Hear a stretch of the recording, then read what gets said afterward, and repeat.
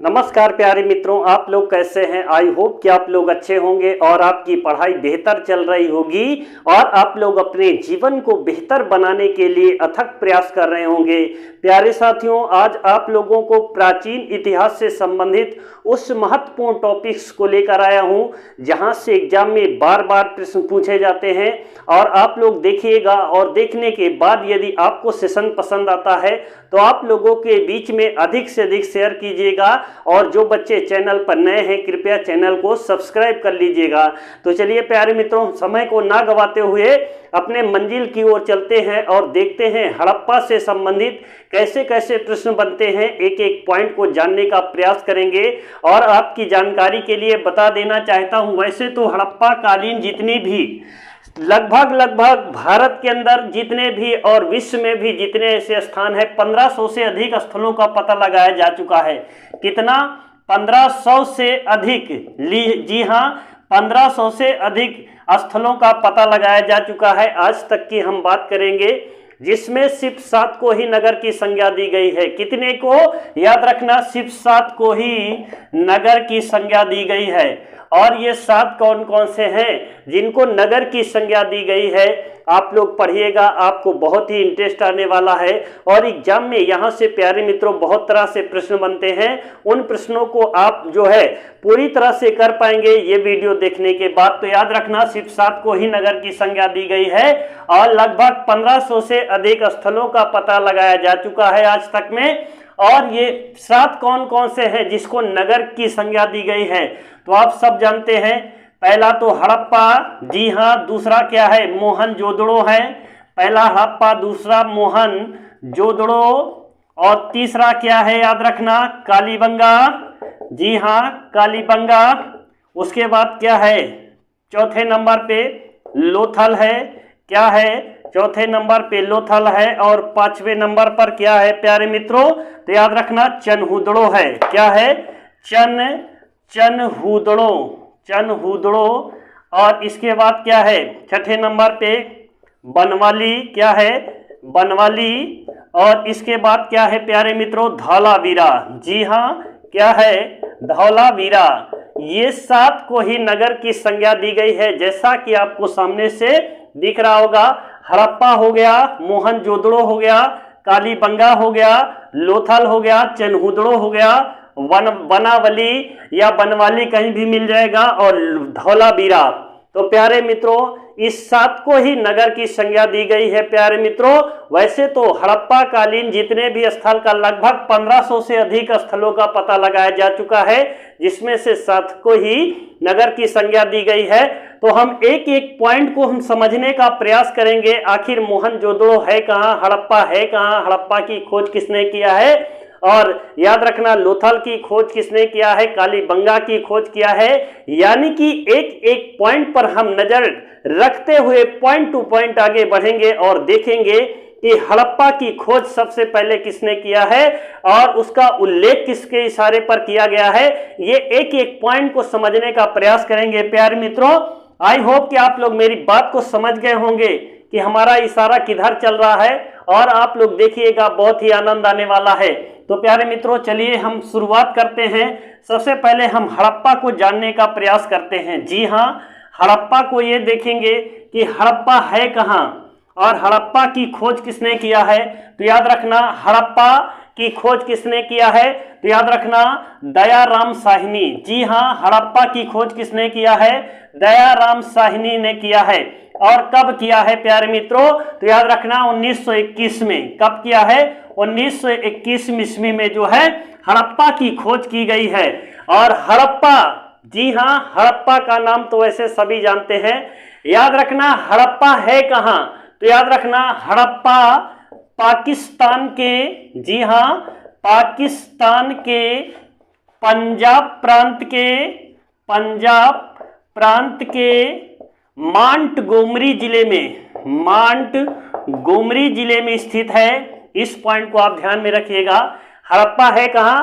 पाकिस्तान में है, पंजाब प्रांत के मांटगोमरी जिले में। किस नदी के तट पर है? याद रखना इस पॉइंट को। तो याद रखना, ये हड़प्पा रावी नदी के बाएं तट पर स्थित है। जी हां, हड़प्पा रावी नदी के बाएं तट पर स्थित है। इस पॉइंट को ध्यान में रखिएगा। हड़प्पा शब्द का उल्लेख चार्ल्स मिशन, जी हां, हड़प्पा शब्द की बात करें तो हड़प्पा शब्द का उल्लेख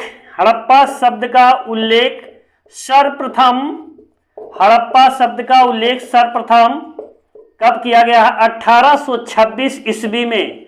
1826 ईस्वी में चार्ल्स मेसन का नाम आपने सुना होगा, तो याद रखना हड़प्पा शब्द का उल्लेख 1826 ईस्वी में सर्वप्रथम किसने किया है? तो याद रखना चार्ल्स मेसन ने किया है। चार्ल्स मेसन, इन सारे पॉइंट को आप ध्यान में रखिएगा। और दयाराम साहनी जी इसकी खोज किया है, किसके नेतृत्व में किया है प्यारे मित्रों? तो ये जॉन मार्शल का एक व्यक्ति है।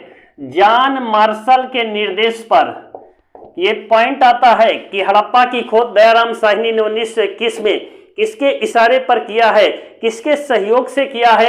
तो याद रखना जॉन मार्शल का नाम आप ध्यान में रखिएगा। जॉन मार्शल के निर्देश पर ही हड़प्पा की खोज 1921 में यह पाकिस्तान के पंजाब प्रांत के मांटगोमरी जिले में स्थित है। और याद रखना यह रावी नदी के बाएं तट पर स्थित है। और हड़प्पा शब्द का उल्लेख सर्वप्रथम चार्ल्स मेसन ने 1826 ईस्वी में किया है। और भी इसके पॉइंट को आप समझिएगा। हड़प्पा से उठने वाले एक एक प्रश्नों को आग लगा दोगे। बस एक बार आप लोग वीडियो को देखिएगा, कैसे कैसे आपको पॉइंट टू पॉइंट बताया जाएगा। और मैं आपको विश्वास दिलाता हूं, यूट्यूब पर कहीं भी आप ढूंढिए, एक एक पॉइंट आपको इसमें बताया गया है, वो जो आपके एग्जाम की दृष्टि से बेहद महत्वपूर्ण है। तो चलिए प्यारे मित्रों, हम देखते हैं हड़प्पा से और क्या क्या प्रश्न बनेंगे। जी हां, हड़प्पा क्षेत्रफल की दृष्टि से, जी हां, हड़प्पा क्षेत्रफल की दृष्टि से सबसे बड़ा स्थल है। जी हां, हड़प्पा क्षेत्रफल की दृष्टि से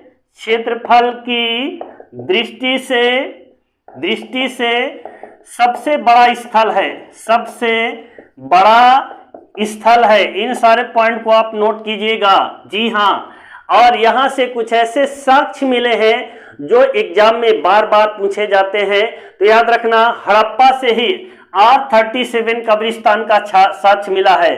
जी हां, R37 कब्रिस्तान का साक्ष्य कहां से मिला है? तो हड़प्पा से मिला है। जी हां, कहां से मिला है? हड़प्पा से मिला है प्यारे मित्रों। इन सारे पॉइंट को आप नोट कीजिएगा। हड़प्पा रावी नदी के तट पे है। R37 कब्रिस्तान का साक्ष्य कहां से मिला है? हड़प्पा से मिला है। अब इसके आगे हम चलेंगे, मोहनजोदड़ो की ओर चलेंगे, जहां से एग्जाम में बार बार प्रश्न पुटअप होते हैं। उन सारे पॉइंट को आप देखिएगा, उनसे बनने वाले उन सारे प्रश्नों को आप एक एक करके उसकी खोपड़ी को आग लगा दोगे। तो आप चलेंगे, किधर चलेंगे? मोहनजोदड़ो की ओर चलेंगे। जी हां, मोहनजोदड़ो की ओर चलेंगे। मोहनजोदड़ो की आखिर खोज किसने किया है? जी हां, मोहनजोदड़ो की खोज की बात करें तो याद रखना राखाल दास बनर्जी ने किया है। और कब किया है? 1922 ईस्वी में किया है। जी हां, 1922 ईस्वी में मोहनजोदड़ो की खोज किया गया है। मोहनजोदड़ो किस नदी के तट पर है? तो याद रखना मोहनजोदड़ो सिंधु नदी के दाएं तट पर स्थित है। सिंधु नदी के दाएं तट पर स्थित है।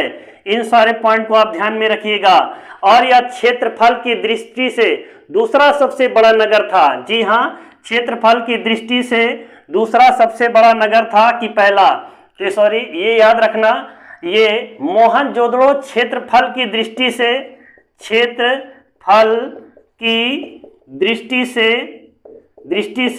सबसे बड़ा नगर था। सबसे बड़ा नगर था वो याद रखना, जो हड़प्पा कालीन, जो हड़प्पा में आएगा तो ये दूसरे नंबर पे था, जो भी आपको बता दिया फर्स्ट। तो याद रखना ये दूसरे स्थान पे था। फर्स्ट पर कौन था? तो याद रखना मोहनजोदड़ो ये फर्स्ट पर था, और हड़प्पा क्या था? याद रखना ये दूसरे स्थान पर था। इस सारे पॉइंट को थोड़ा आप लोग समझिएगा। अब चलेंगे मोहनजोदड़ो से बनने वाले उन सारे प्रश्नों को एक एक करके। तो याद रखना यह सिंध प्रांत के लारकाना जिले में स्थित है। कहां पर? सिंध प्रांत के लारकाना जिले में, सिंध प्रांत के लारकाना जिले में स्थित है। और सिंध प्रांत है कहाँ प्यारे मित्रों? ये भी पाकिस्तान में है। कहाँ पर है? तो याद रखना ये भी पाकिस्तान में स्थित है। अब मोहनजोदड़ो का अर्थ क्या होता है? जी हाँ, मोहनजोदड़ो का अर्थ, तो याद रखना मोहनजोदड़ो का जो अर्थ होता है मृतकों का टीला। क्या होता है? मृतकों का टीला कहा गया है। मोहनजोदड़ो का जो अर्थ होता है, याद रखना इसको जो है मृतकों का टीला कहा गया है। और यहाँ से कुछ ऐसे साक्ष्य मिले हैं जो एग्जाम में बार बार प्रश्न पूछे जाते हैं। उन साक्ष्य के बारे में भी आप देखिए कौन कौन से यहाँ से साक्ष्य मिले हैं। तो याद रखना यहाँ पे विशाल अन्नागार मिला है। क्या मिला है? विशाल अन्नागार मिला है। तथा स्नानागार भी मिला है। क्या मिला है? स्नानागार को भी याद करिएगा। स्नानागार सार्वजनिक, बहुत बड़ा स्नानागार यहां से मिला है। और क्या मिला है?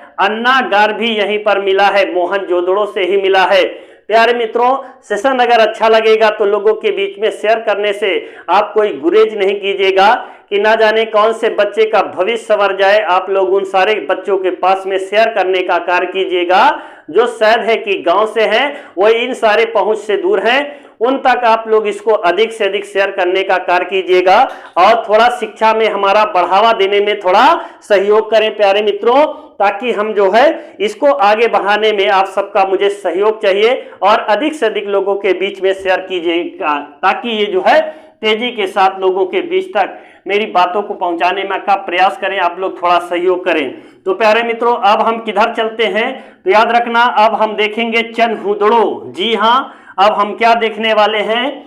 तो अब हम देखेंगे चनहुदड़ो के बारे में।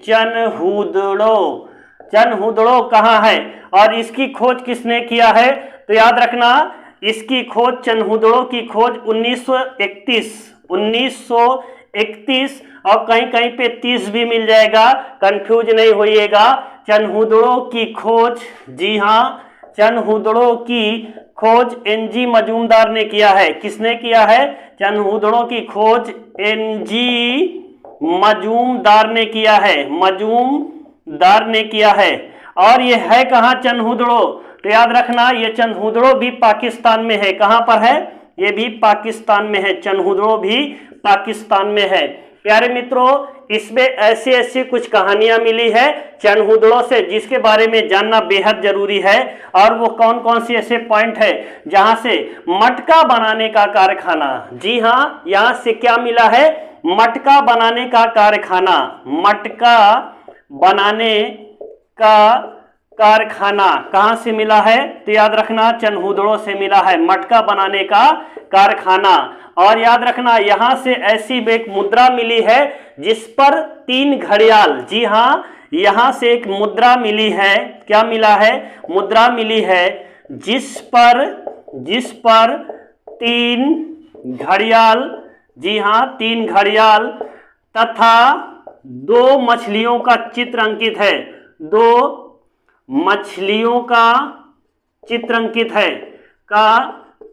अंकित है। इसका मतलब यह है कि चनहुदड़ो से एक ऐसी मुद्रा मिली है जिस पर क्या चित्र अंकित था? तो याद रखना 3 घड़ियाल और 2 मछली का चित्र अंकित था। और ये मुद्रा कहां से मिली है? तो याद रखना चनहुदड़ो से मिली है। चनहुदड़ो की खोज 1930-31 में एनजी मजूमदार ने किया है। और ये कहाँ है? ये पाकिस्तान में है। मटका बनाने का कारखाना कहाँ से मिला है? चनहुदड़ो से मिला है। और यहाँ पर एक ऐसी मुद्रा मिली है जिस पर 3 घड़ियाल और 2 मछली का चित्र अंकित है। प्यारे मित्रों, इन सारे पॉइंट को आप नोट करते जाएंगे कापी और पेन लेकर के, ताकि यहां से आपको फिर से दोबारा पढ़ने की जरूरत ना पड़े। क्योंकि मैंने आप लोगों को यहाँ वो डिटेल बताने की प्रयास किया है जो आपकी एग्जाम की दृष्टि से बेहद महत्वपूर्ण है। और देखिएगा एग्जाम में यहीं से बार बार प्रश्न पूछे जाते हैं जो आपको हमेशा परेशान करने का कार्य करते हैं। और आज के बाद ये सारे पॉइंट जो है आप एकदम से पूरी तरह से भूल जाएंगे और आप देखेंगे कि जो एग्जाम में पूछा जाएगा आप उन सारे प्रश्नों को अच्छी भली बात से कर पा रहे हैं। अब देखेंगे लोथल, जी हाँ, अब क्या देखेंगे? लोथल। और लोथल की खोज की बात करें तो याद रखना लोथल की खोज किसने किया है, तो याद रखना 1954 में एस.आर. राव ने किया है। लोथल की खोज 1954 ईस्वी में एस.आर. राव ने किया है। जी हाँ, एस.आर. राव ने किया है। और लोथल वर्तमान में कहाँ है प्यारे मित्रों, तो याद रखना लोथल गुजरात में है। कहां पर है, तो लोथल गुजरात में स्थित है। लोथल गुजरात राज्य में स्थित है। और यहीं से कुछ ऐसे साक्ष्य मिले हैं जो बार में एग्जाम में बार बार पूछे जाते हैं। ये पूछा जाता है कि गोदीवाड़ा बंदरगाह का साक्ष्य कहां से मिला है। कौन सा बंदरगाह, गोदीवाड़ा बंदरगाह। जी हाँ, गोदीवाड़ा एक बंदरगाह है। इसका साक्ष्य कहां से मिला है, तो याद रखना लोथल से मिला है। कहां से मिला है, गोदीवाड़ा लोथल से मिला है। और याद रखना इसी लोथल से चावल के दाने का साक्ष्य मिला है। क्या मिला है, चावल के दाने का साक्ष्य मिला है। जी हाँ, चावल के दाने का साक्ष्य, चावल के दाने का साक्ष्य भी याद रखना कहां से मिला है, तो याद रखना लोथल से मिला है। कहां से मिला है प्यारे मित्रों, लोथल से ही मिला है। और क्या मिला है यहां से, 3 युग्मित समाधानियां। जी हाँ, 3 युग्मित समाधियों का साक्ष्य, समाधियों का साक्ष्य कहां से मिला है, तो याद रखना ये भी लोथल से मिला है। कहां से मिला है प्यारे मित्रों, ये भी यहीं से मिला है। कहां से मिला है, लोथल। लोथल किस नदी के तट पे है, ये पूछा जाता है प्यारे मित्रों। तो लोथल अगर नदी की बात करेंगे तो किस नदी के तट पे है लोथल, तो भोगवा नदी के तट पे। जी हाँ, कौन सी नदी के तट पे था, भोगवा नदी के तट पर स्थित था। प्यारे मित्रों, आई होप कि आप लोग मेरी बात को यहां तक समझ पाए होंगे। और इसके आगे अब नेक्स्ट वीडियो में आपको बताएंगे, वीडियो बहुत लंबा हो जाएगा। और मेरा जो मोबाइल है वो अच्छी तरह से नहीं है जो आपकी आधा घंटे 1 घंटे की क्लास लो। और जिस दिन ये वीडियो अच्छा से चला प्यारे मित्रों और आप लोगों का सराहनीय योगदान रहा है, तो मैं आप लोगों के सामने समक्ष जो है एक डिजिटल बोर्ड लेना चाहता हूं।